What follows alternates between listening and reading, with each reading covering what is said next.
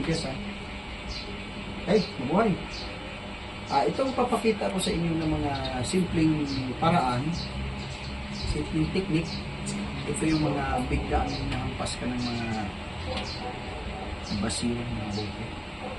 Yung pinapakita kong blocking na simple, na nagkagaya nito, na kulong din, simple rin yan sa mga technique na pinapakita ko.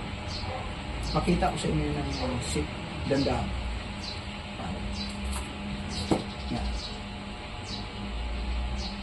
Pag mabilis ang blocking nyo dito, ito talsik to. Pag dito mo tinira, backpiece mo doon, siyempre pag na hampas ka na dyan, pag nasalag mo yung isang pamalo, sigurado tatayo ka na. Pero siyempre, halimbawa dito, may upuan, nakakulong ka na, sa isang kulong, sa isang sulok, pag pinalo ka ng ganito, tatayo ka. Pero kailangan makuha mo yung tamang paghawak doon sa pinalo mo. Yan. Ito na yun.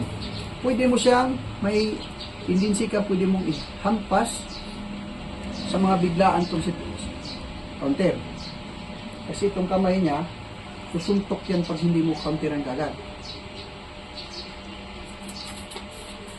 Ito, pwede kong gawin.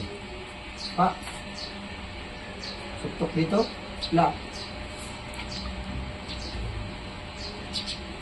Ay, simple lang. Yan niya ha.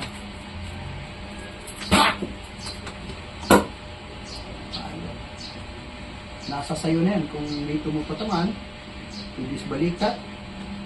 Ito. Ito yung nakaakma sa buti. Ito lang ginagamit namin para safety. Yan.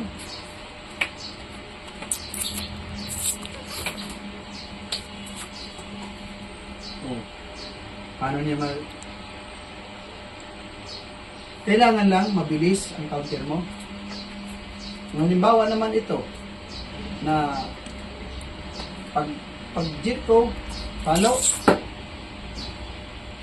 pwede mo na siyang juduhin kung maluwag.